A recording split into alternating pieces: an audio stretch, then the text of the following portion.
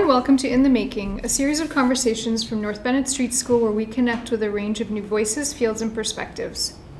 Before we get into our conversation, we want to thank the many supporters that make our programs possible, including the Massachusetts Cultural Council. Thanks for joining us, everyone. My name is Kristen Odell. I'm an NBSS staff member and host of In the Making. This sixth season of In the Making has and will focus entirely on crafting a business. Since January through to May, we've been speaking with a range of NBSS alumni and community members to hear first-person accounts of what it's really like to start a business of the types we train you for here at NBSS. Today is the sixth episode in the series and the season, and we're going to hear first craftsperson's accountings of navigating grants and scholarships. Between the two of these folks here, renowned and local furniture makers Kristina Madsen and Charles Thompson have been awarded nearly every significant craft prize between the two of you. As working artists and craftspeople, how they navigate the grants process is invaluable to us here. And so let's welcome Kristina Madsen and Charles Thompson. Thank you for having us.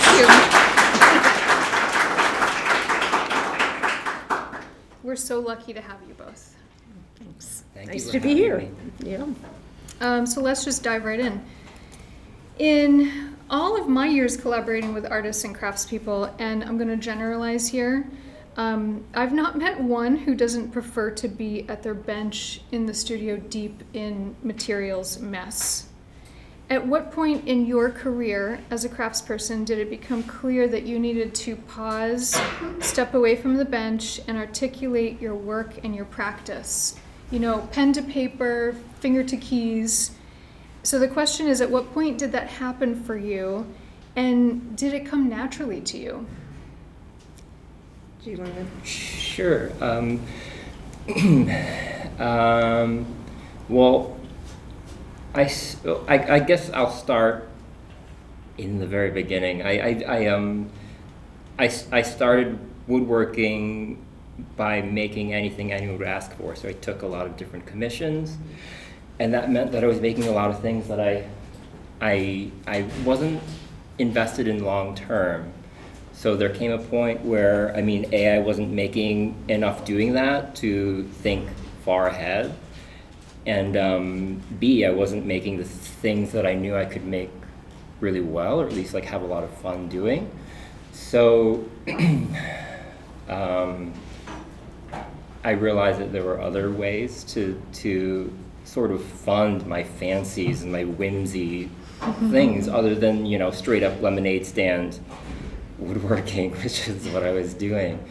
And so that was the point where I really, thought a lot about what I was doing and what that looks like over a long period of time. So if I were to do this for another 25 years, what does that 25 years look like, and what do I need to do that and stay interested and keep, allowing myself to ask questions and make new things?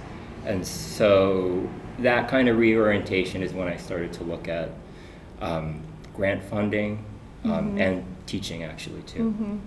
In that process, though, is that when you just had to come to terms with, if I'm going to be doing this for the next 25 years, what's going to hurt me to just pause and put all of everything down on paper and what I'm making, what it means to me, and was that difficult to sort of summarize what you do?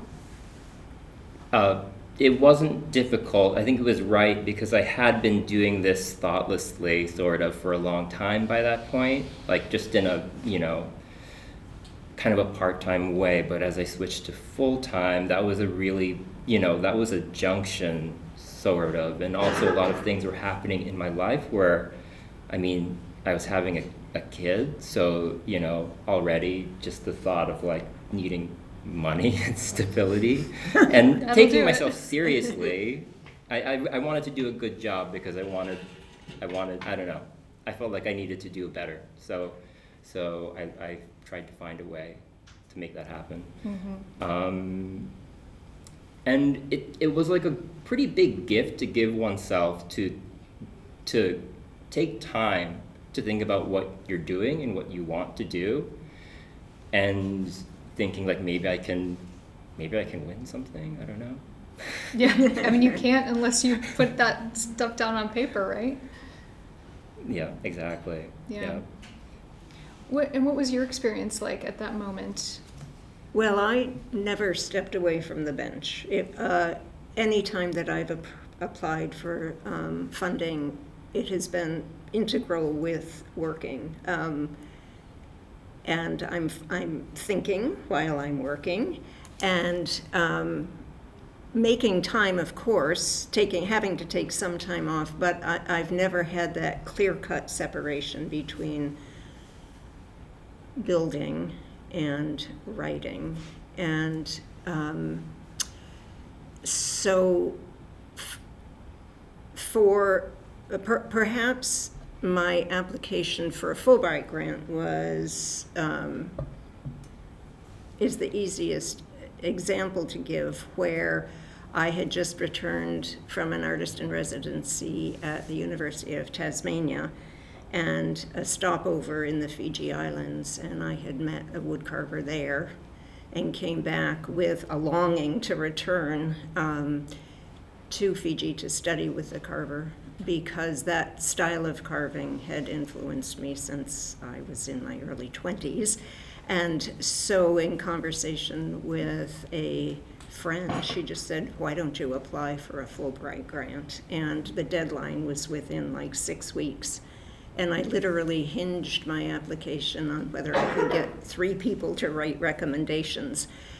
And it wasn't that process of articulating what I was doing and what I wanted to achieve was not difficult for me. That first time I knew quite exactly what I was after. And I have found that in subsequent applications, they're pretty repetitive. You know, they ask for a background, a bio, so you get the foundation of one down, and then it's just reworking it over the years and supplementing it. And then stating clearly what it is that you want to do. So each time that I've had the opportunity, and I apply for grants as I learn of them.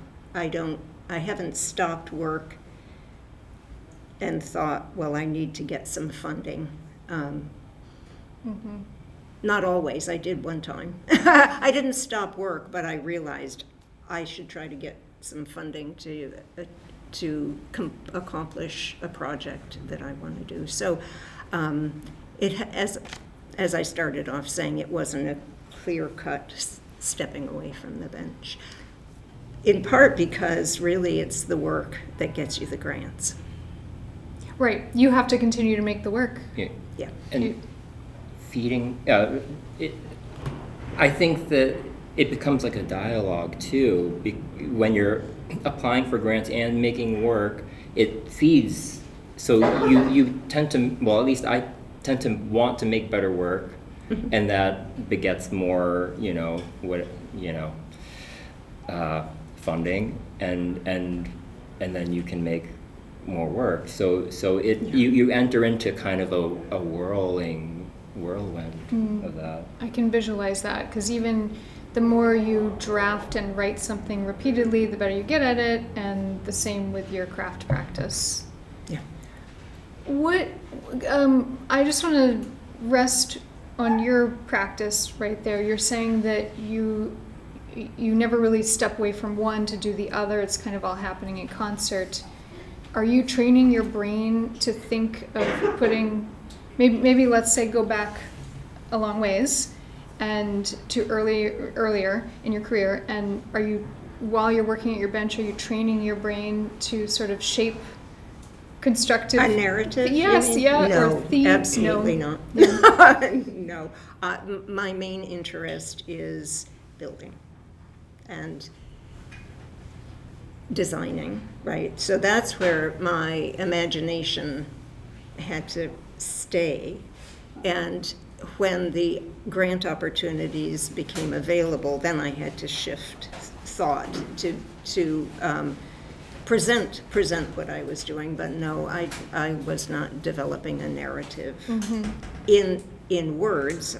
The narrative, again, as I say, is right here. This is the voice. Right. Thinking back to the first time either of you went through an application process and having to sit and summarize everything that you make, how many iterations did it take you before you found your voice?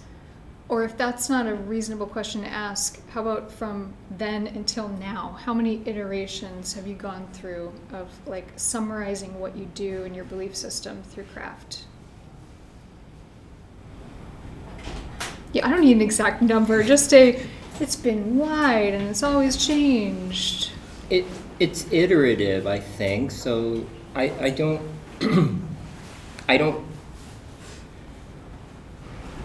Well, I think there's a cynical way to answer, I guess, which I probably shouldn't. But there is like a applicant's voice that I think I found, which is good to read, and is not, my voice as a maker, and it's not my voice as a person. It's just, it's like being savvy at applications, and that took a while. I was always very poor, and maybe I still am, but I think I developed that and learned how to do it well. Over You mean in articulation? in an application, yeah. I've written some truly terrible applications in my life. I think that's what I'm trying to get at. I mean, I think we've all written horrific. Okay, so Yeah. I'm turning 40 soon, so 40 years, I guess, of reiteration is until I got okay. How do you feel about your iteration now? Do you feel like, okay, I've met it? Sometimes I feel like I'm doing really well, and sometimes I feel like I'm doing poorly, but I think I was doing really well for a few years, and now I feel like I need to go back and rethink, maybe rewrite the bio and the artist statement, and look ahead again. So I think it's constantly changing and evolving, and it speaks to the work. And right now I think my work is changing a little bit, so the grant process and all of the things that surround the work have to change too. Mm-hmm. Have you found an applicant voice and a artist voice? Have you noticed there's a Well, difference? when I'm writing application, I'm fairly straightforward in my writing. So I state, often you have to give a bio and a background, and I just do that in a pretty straightforward way. So my ongoing efforts are revisions and updates for the most part. The requests, the proposals change according to the grant and what I'm hoping to do with the money that I might receive from it. But I would say I've been fairly consistent in being quite straightforward. Now, I have a young friend, a Chilean sculptor, who writes very philosophically and eloquently, and he's getting grant after grant after grant, and my writing is nothing like that. I'm just much more practical. I'm doing this, I'm presenting what I'm doing. Is it good enough to warrant receiving a gift? But I do know that there are other ways to be persuasive that your work deserves funding. But I would say I'm just practical and straightforward in my presentation. Can you give us an example of how to be persuasive in a grant pitch? Knowing what you want to do. I'm doing this. I think you need to have a clarity of intention. And so this is what I do. This is where I want to go with it. What has been the most important factor in your experience of applying for, learning about, being nominated for, or receiving grants, scholarships, or fellowships? Can you share, and can you share a specific example of that key factor doing its job for you?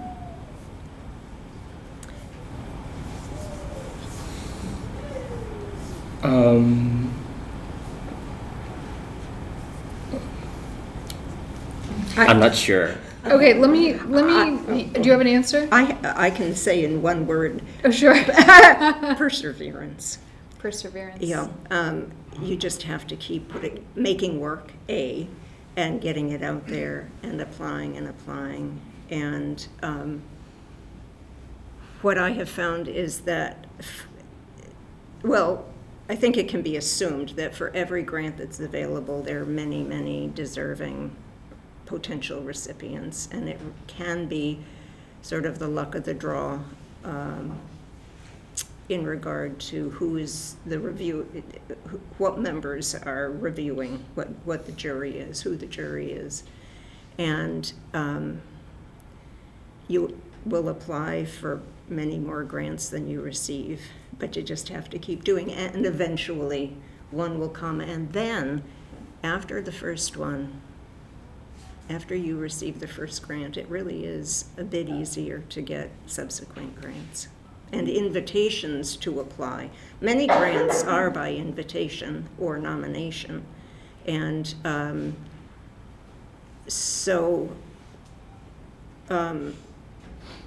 and I have not gotten many of those subsequent grants. But you just keep doing it, and you'll get another one eventually. And so that was a one wording. Well, I babbled, but just sticking at it, constantly doing it, getting images of your work before juries.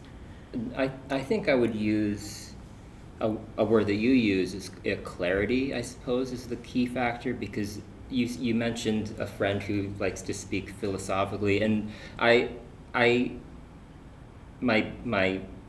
formal training is as a nonfiction writer, so my instinct is to go somewhere else in a grant and kind of like peacock a little bit, but at the moment I felt like I was doing a good job at it was when I really was able to break things down and make them show how they were deliverable, like what is deliverable, this is how I'm going to do it, and make things really easy to be considered, and make things look very possible.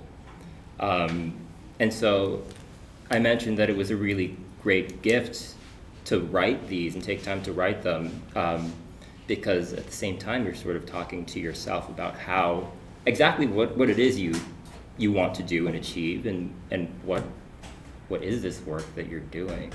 That would take clarity, I think. Yeah.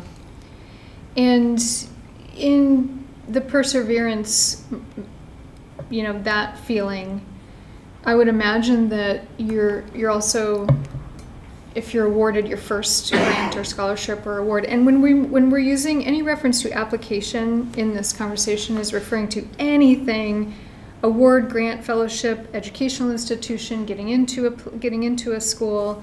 The topic of this is grants and scholarships, but any application process kind of requires this type of administrative work and clarity of purpose and putting it down on paper. So I just want to be broad about that. But going back to perseverance, I would imagine that, yes, you have to keep trying and going for it, and then it becomes easier. I would also expect that your massive confidence boost in what you're making is a huge part of pushing you forward to the next one, and that what you successfully got down on paper about your practice, like that's a really strong foothold. But until you get to that point, it can be very, draining to keep going through this process and have rejection or draining for writing, for just your craft practice, or motivation to keep pushing through and keep naming what you're making. Right, as opposed to keeping from writing. Yep. Yeah. Okay. So I'm just saying, like, the perseverance, that also the other things that it brings forward are the self-confidence in your work, and when you get that first award, that's a huge boost to keep going. Mm-hmm. Yeah. I'm always still stuck on the idea that you might argue with me here, but that it's not maybe a natural thing to step away from your woodworking practice or whatever your craft practice is and to go sit and dictate something. And so early in your careers, did you anticipate the administrative side of the practice? And this kind of ties into the whole theme of this season, is crafting a business and the admin side of things. We often assume our skills alone will carry these things forward, but that's not always the case. And so how did the realization of this administrative piece and getting this information down for grants and applications, how did that realization take shape for you? Slowly and with dread, I think. Even as a writer? I think Brittany's here and Bob is here, who both emailed with me, so they know I'm like the worst administrator on the planet.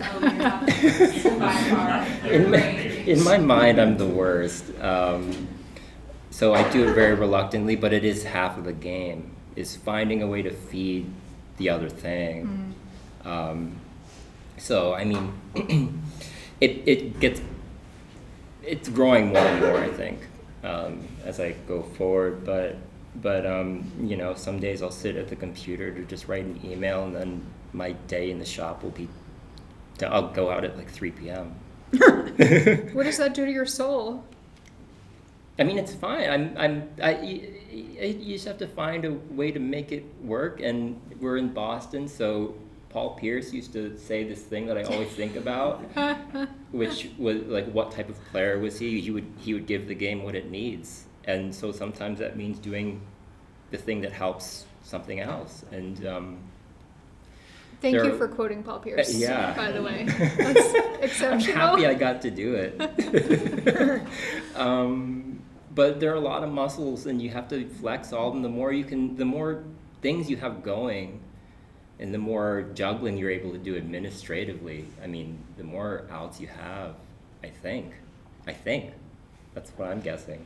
I'm also hearing from you that I ask you that really dark question of how does that make your soul feel, but it sounds like you have come to terms with that is, like you said, that's part of the game, and it's a non-negotiable. Yeah, it's not so bad. It's Yeah. honestly not so bad.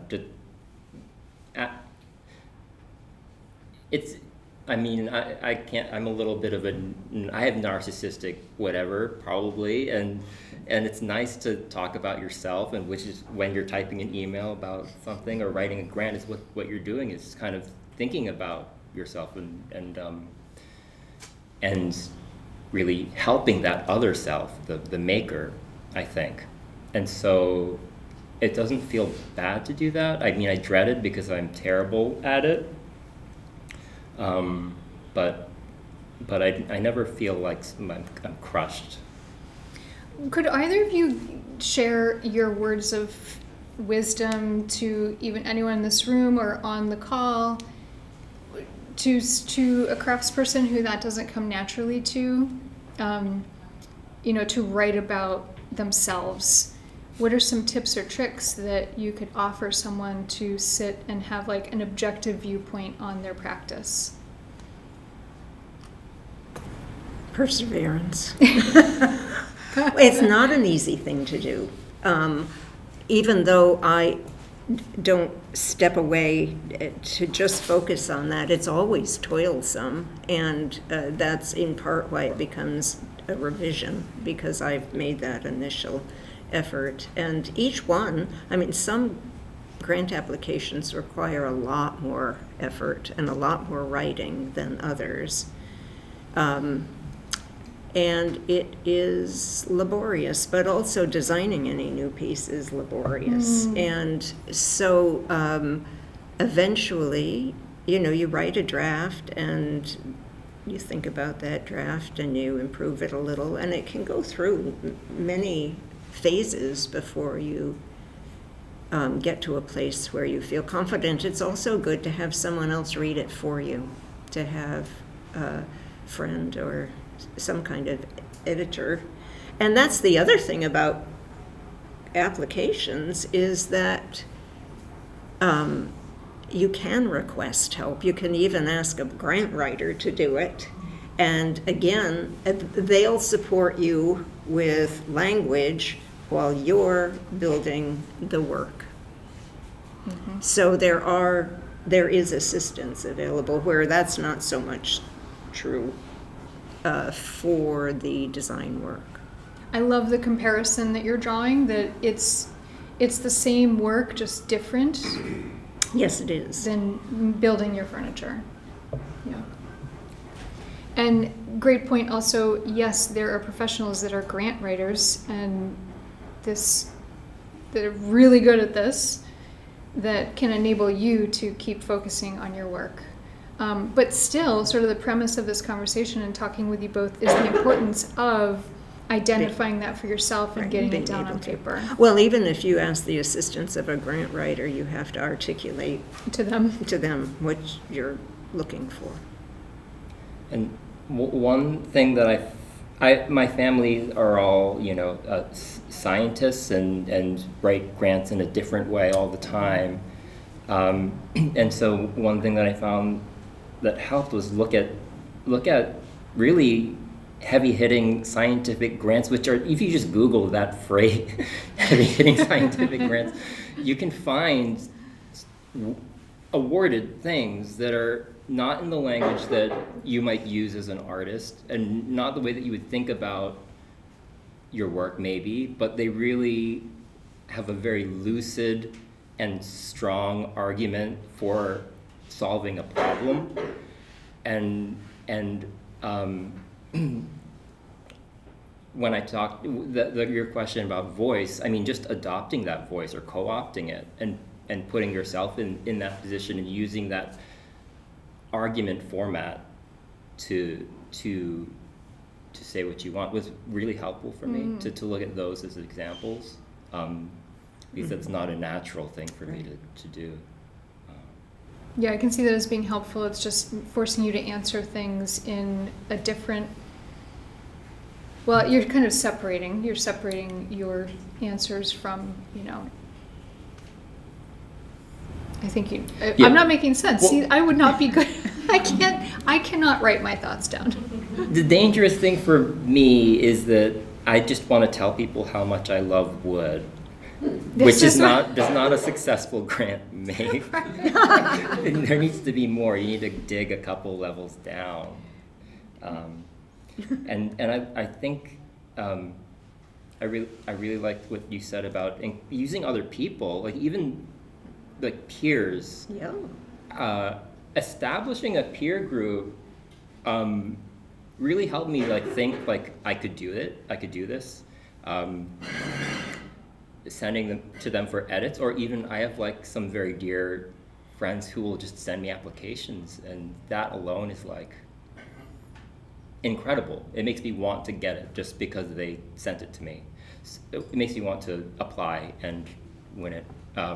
So having that kind of dynamic where you're supporting each other and sending each other opportunities and filling them out because other people think you can is really valuable. You just referenced your community, so jumping back to the question of a most important factor in your experience, how important is community around this? Really, really important. So for a really long time, I was just a weirdo in the woods making things out of wood, and I never reached outwards into any kind of public realm. I would take commissions, but outside of a very small group of people, but and stepping out and meeting new people and kind of stepping into this broader woodworking world was a whole new thing, and it required a new kind of authorship of who I was and what I was doing. Mm-hmm. Okay, I'm gonna present a question that I didn't prepare you both for, but maybe we can get to it at the end. I'm gonna just plant the seed now. if, you can't just, if it's not acceptable to say, I love wood, and you should know how much I love wood, and you should love it too, because it's beautiful. Like what is your summary now? I don't want to use the term elevator pitch, but let's just call it that for the sake of conversation. How would you summarize that sentiment to the world now in the scope of like how effective grant writing or application process? And we can come back to it if you need some time. So what was the elevator pitch for loving wood, or Yeah, like for myself, like For yourself. It really depends on the context of the thing that I'm filling in, I think. I don't think I have a set pitch generally for myself. I think it's project based, really. I guess what I'm asking is when we realize we can't say, I love this so much and that's going to win me grants and scholarships. How have you shaped that sentiment to be more sensitive to grants and scholarships? Like, how have you honed that sentiment around your craft? Mm-hmm. Yeah, we can come back. Let's go to low moments. Low moments are as crucial as high moments. Would you each be willing to share an instance of a low moment, a mistake, disappointment, failure, within the context of this topic, like even if it's like a grant you'd been trying for years after years, or a failure of an application, a mistake of anything in that arena? And be specific. Well, every rejection is kind of a blow, and the feeling of being rejected is never diminishes. And as I said, there will be more rejections than receipts of grants, and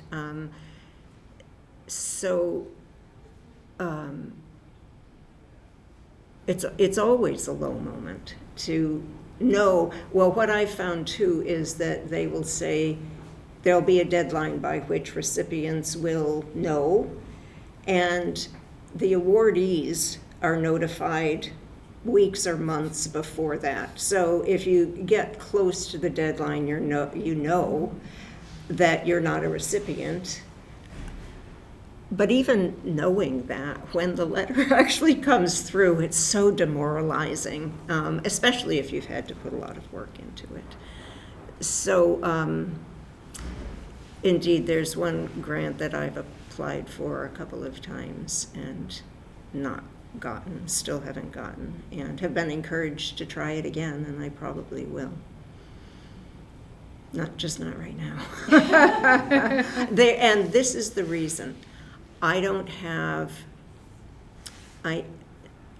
they'll ask for representation of work within the past 5 years or within a time frame, and I need to be sure that what I'm presenting is really strong for that amount of time. And so I'm trying to build a body of speculative work right now for exhibition, and when I have the main block of that done, that's when I'll make the pitch again. How many years since the first time you applied for that? For that single grant? Yeah. Well, I applied twice in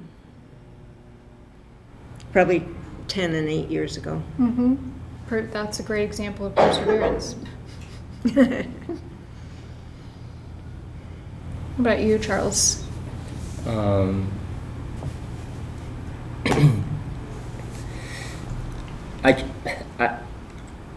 I'm not sure, again. A low moment, I've tried to be pretty level all the time, so I don't get really excited or upset too much anymore. I think that, I didn't want to make this joke, but it's actually a reality. It's almost April 15th, and the tax thing that you have to pay taxes on grants for most of the time is the low moment. Yeah, that's pretty low. That's true. That's really deflating. But other than that, this is not a helpful anecdote, but one time I completely flubbed the interview. There was like a pool of 900 applicants, and I was in the top 20 for like a dozen spots. I was like, I got this. And I just got a little too bratty and stopped thinking critically and answered a question in a really poor way. And so lost that opportunity forever. And that was, I think that was another junction moment when I couldn't be like impudent Charles. I had to be like grown up Charles and try harder, and not take these things for granted, because that was a lot. I could have done a lot with that, and I just, was thoughtless. Mm-hmm. Thank you for sharing that. That's kind of what I was hoping for, and not to bring it up. I don't know if that's a really, delicate spot, but I think that's just really important to discuss, is recognizing that that's going to happen. Oh, yeah, it shouldn't. Don't do what I did. Answer things with care and attention, even if, I think they had asked a question, and I thought that, should I just say the question? I think it's fine. Okay. They asked how my work intersected with craft, and I was like, this makes no sense. I should point that out. But I did, and you can guess how that went. What I should have done was interpreted it and answered the question I wish that they had asked. And maybe that would have got it done. What had you wish they'd asked? How does my work intersect with craft? I had done this practice, and I did find the question and how I would answer it again, but I've kind of erased it as the low point. Yeah. I'm not sure. Oh, well, I'm grateful that you brought it up, because yes, don't do what Charles did, but also it just reinforces how important it is to step away from your bench. Maybe not in your case, because you're going to do it, all of us at your bench, but step away, take the time, take a beat to document what your practice is. Go ahead and dedicate that time. And that's going to instill the practice of making thoughtful decisions and thoughtful processes about things that you'll be asked in a grant application. But in an interview situation, you can be caught off guard. Now, I would have been, because I don't even know what that question means. Thank you. And I would not have known how to answer it. Yeah, I mean, they gave me the question. I was not caught off guard. I was like, I'm going to catch them off guard by. It was my failing. Also, but thank you for that. I'm happy that you also are confused by that question. How would you have answered the question? I would have asked for clarification, I guess. It is craft. In my opinion, I'm a furniture maker, and I don't know what the intent of that question is. So you're wondering, why would they ask that anyway? They had a motive. They were expecting some kind of articulation. I don't know what it would be for me, since it is the very essence of what I do. Right. I feel vindicated by that. Thank you. I have one last question, but this is a good opportunity for you all to gather your questions, and for the folks in this room and our virtual attendees, please start feeding your questions to me, and I'll read them to our guests. My last question for you all is, how can our students, well, this is just from your own personal experience. This isn't, sending our students to a catalog of grants and scholarships, but in your experience, How can our students best seek out and find opportunities for grants and scholarships? And what advice would you offer to our students and community as they navigate the process of searching for and applying to these practice-sustaining opportunities?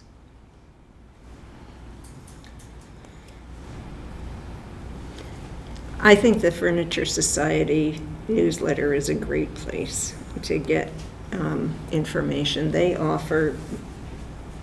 They keep members apprised of almost everything that's available, it seems to me, and that's a good place to start, I think.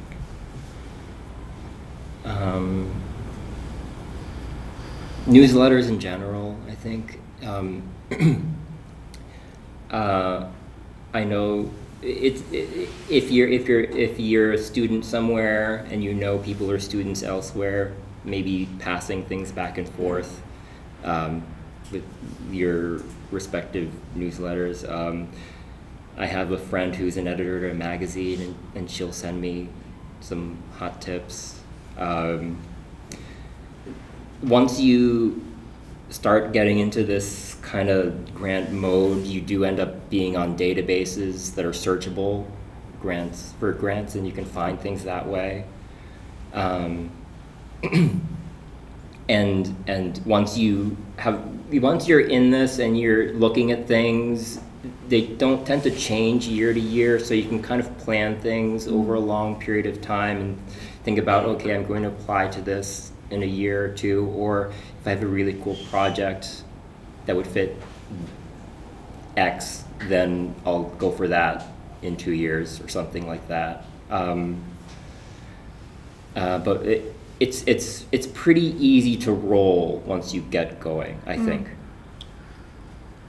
When, it's often said when you first start out in your field and you're starting a business, you say yes early and often just to gather momentum, take jobs, get your seed money going. Would you say the same thing for grants and scholarships and awards, or do you get to a point where you have to edit what you're dedicating your time to as far as like which scholarships and awards you're going after? I would only apply as I became aware of them, so I never did searches. And I was going to add about how to learn about them. Community and word of mouth is an excellent way too. Lost my train of thought. That's okay. But do you find yourself still sort of like, I'm going to go after all of these? Oh, no. Or do you have to use discretion and just really focus on what you're putting your time into?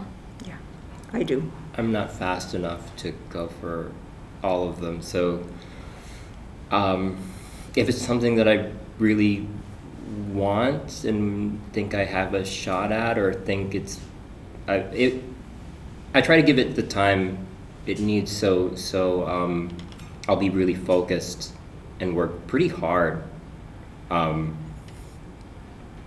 Like, what's a not embarrassing amount of time to say? Like draft work for like a week on something, and I mean, it hurts if you don't get it, but you've had that week to reflect on yourself and propose yourself, really. So that has value, but I try to be I'm pretty selective, actually. Yeah, and just try really hard on the ones that I want. And then to finish the second part of that question is practical advice in your experience. Like, what is something to focus on for our student community here in the process of writing and going after these? Like, what is something that you could impart on them?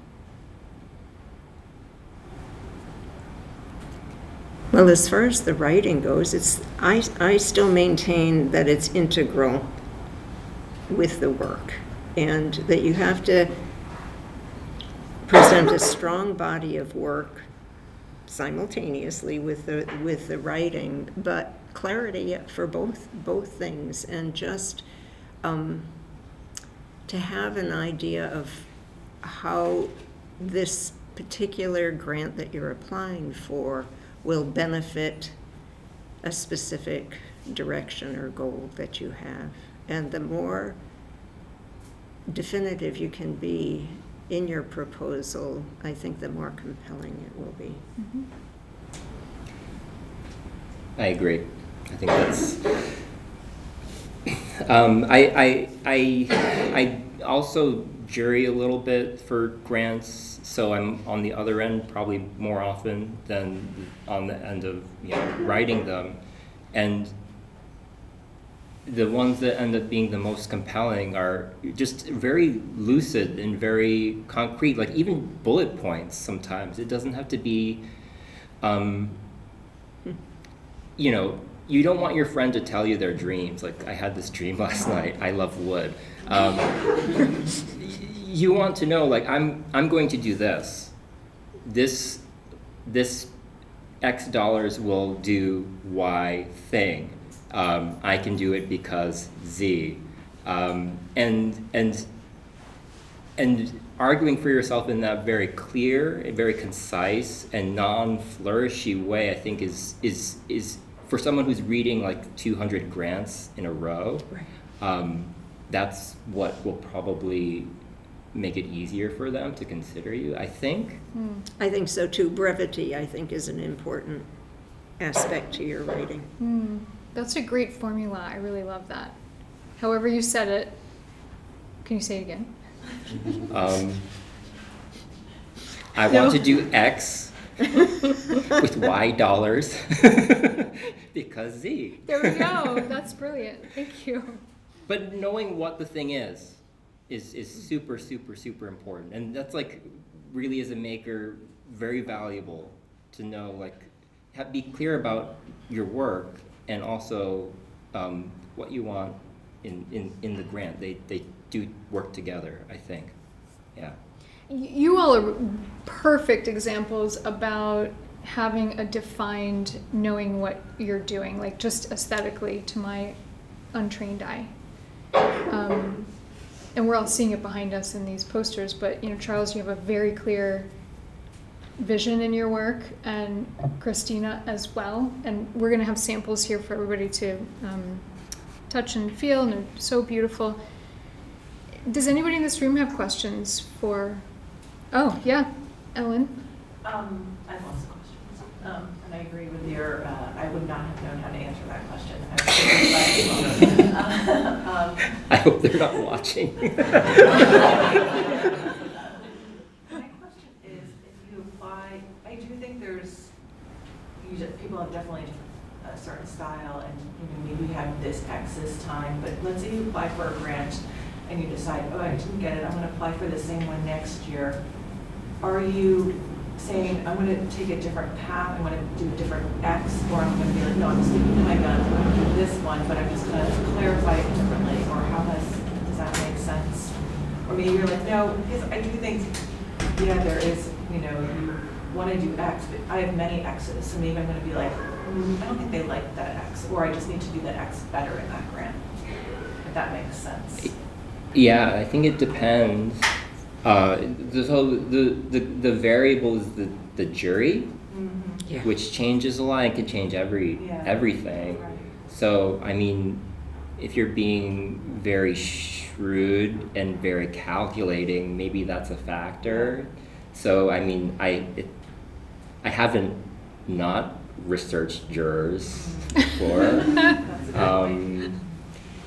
But you don't know who the jury is. Sometimes you do. Sometimes one you do. does. Yeah. I just want to briefly reframe the question in case our virtual audience didn't hear. It's this, the simplified version of the question is, if going after a grant year after year, are you switching up your X, Y, and Z, or are you committing to that original X, Y, and Z moving forward? Sorry.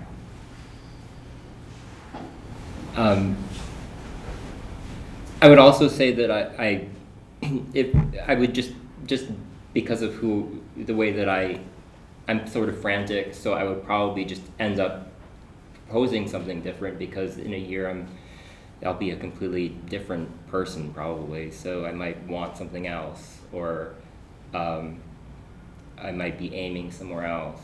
I think the reason I was asking that is because that's what I've done in the past. And I'm like, oh, maybe I should have just stuck to the original thing and just clarified it better, so, yeah, thank you. Brittany. Yeah, so I've always had the suspicion that craftspeople and artists who are also educators are really good at grant writing. And Charles, I feel like you talked a little bit about kind of entering and taking more seriously like the grant writing and applying for things kind of maybe as you started teaching more. And I feel like because educators are thinking about how they're scaffolding or introducing a project, that sometimes I've seen that's a benefit to them in the grant writing process. And I was just curious if like that was your experience or if you kind of learned anything in tandem between those two worlds. Yeah, for sure. Oh, I have a nice little metaphor. Hang on. I just want to repeat the question clearly. Summary is there a correlation between being an educator and a craftsperson, making it clearer and easier to write grants? Yeah. Okay, thank you. I think that there's a similar like remove that it puts me in. So if I'm teaching an object, you're in like stepping back, like what are the parts of this? How am I going to relate this? Mm-hmm. And so grant is kind of similar, where you're taking an overhead view of what the thing is. And I do the 3-legged stool class here, and so they are 3 legs of the stool that all hold the thing up. So the grants, teaching, and the making all work together. I think for me, those are the 3 that I've developed. Cam. When you are applying for a grant, is it kind of a snapshot of recent work, or are you developing kind of a multi-year development in anticipation of the future? Could you repeat that, please? And then Kristen will repeat it. Or you can just yell it, so our virtual folks can hear you. Are you, in anticipation of a future grant that you're looking to apply for, are you developing projects along the way for that specific, like non-commissioned work? Or is it kind of just always going to be a snapshot of what you've done recently? So are you building specific work for specific grants, or is it just you're applying with what you have naturally in your practice at that moment? Good, yeah. My work is a progression, and it's a vision, and every new piece is a study for me. I'm trying to learn something new, and working alone, I have found that I have to do very challenging work, otherwise I get lonely. And so I am not thinking about trying to please. And that's one thing about commissions too. I've always found that my pieces are not quite as strong when I'm trying to imagine what someone else wants. I have to go more clearly with my own vision at present, so I do not try to anticipate.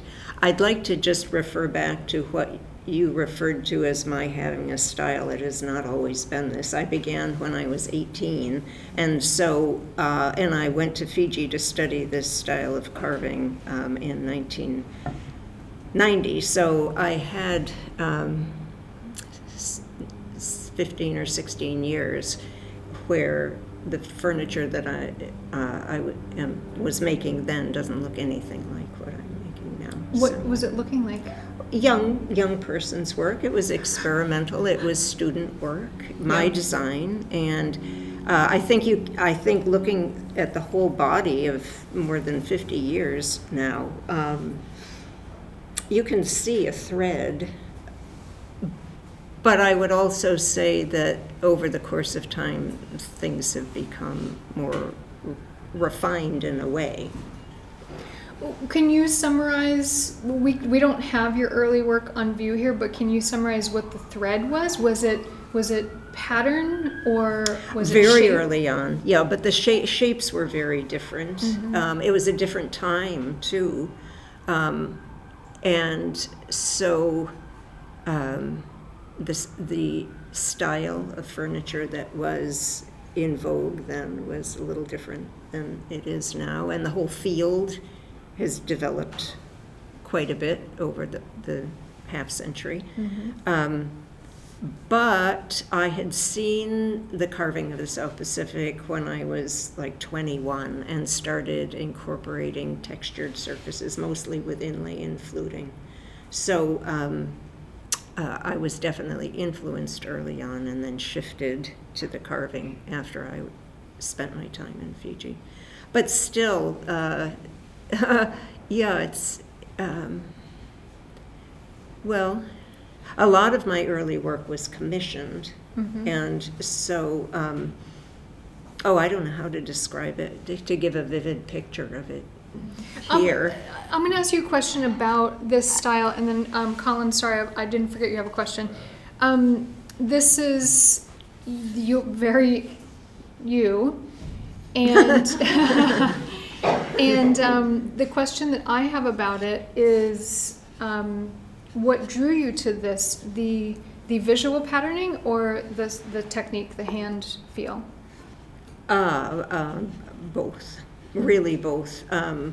Textiles obviously are a major influence, and they have always, I've had needle in hand since I was a little kid.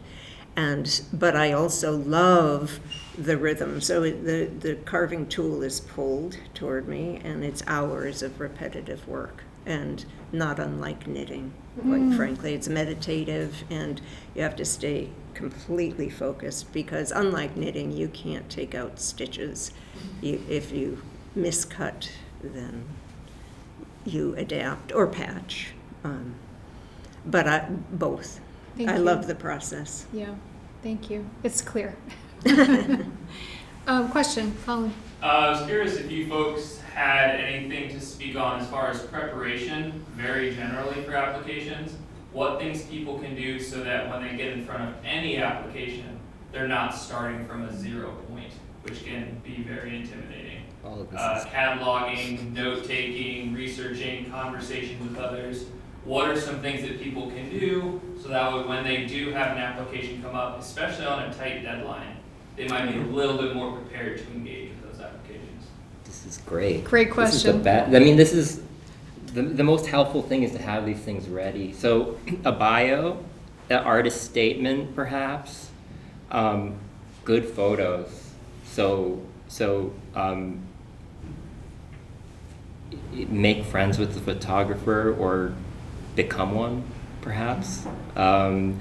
Those are the things I think that will really help with just any applications. Being able to present yourself with the basics, this is who I am, this is what I make, and this have is it why. ready. And have it ready. Yeah, and those are the things that you can edit, and you don't have to change, and they can be the basis for other things that you may need to create. But I always, search for those and pull them up constantly. Yeah. That's great. This goes back to the whole theme of this season, crafting a business, and talking about asset organization and having those things queued up, having them ready. You can always revise and fix and repair, and you will do that. But at least taking the time in your practice to dedicate to cataloging that material is key, especially when when something comes up and you have a deadline. And just articulating in your mind also what your intent is as you're working, what it is you like about these forms that you're working on, and keeping a critical eye, I think, on what you're doing, and reasoning that, really thinking about how you would state that. Thank you. Anyone else in this room? That's everything. I just had one last question for you both. Is there anything unusual and new that you're working on in your practice moving forward that you can speak to? You both, your expressions. I don't know if I should reveal this to the world, but so in the winter I like kind of am a hermit, and that's my time to do weird things. So I got really into boxwood and making things as small as physically possible. So I was buying boxwood from France in like logs, and then making 1mm skew chisels and getting intense magnification and really trying to make things very, very, very small. I don't know why. That's incredible. I can't wait to see. No one will ever see any of it, but that's, I spent the winter doing that, and I'm just coming out of that weird rabbit hole. Maybe I'm coming out. I mean, that would be incredible to see how that reveals itself in your more regular sized work. Yeah, it's so small you can't see it. No one will ever see it. Thanks, Sarah. What about you? Well, I am I'm trying to build a body of work for exhibition, and this is, my decision to do this is in part that the gallery that I was showing through closed down about a decade ago, but also the work, my pieces are time consuming, and they have been either built on commission or to go to the gallery, and one by one they go out, and I haven't even had the chance to see a collection of work. And now at my age, I decided that that was my goal, to put together a body of major pieces and try to borrow back some other major pieces and have an exhibition. So I'm just getting going on another big piece after having paused to do a commission. So, and I was blessed with funding to support me through the beginning stages, and now I have some more help, so I can carry on. So it's not new, it's an ongoing project of fairly large scope. That's great. Thank you. And we'll see if I can fit it in if it comes to fruition. Thank you. Thank you both. Thanks both for this. It's been so wonderful. Audience. Thank you for our virtual group. We'll see you in 2 weeks for the next Crafting a Business conversation about building a workshop. That is on Thursday, April 30th. And thanks to everyone in here and to you both. This has been really awesome. Really appreciate you. Thanks for inviting us. Thanks.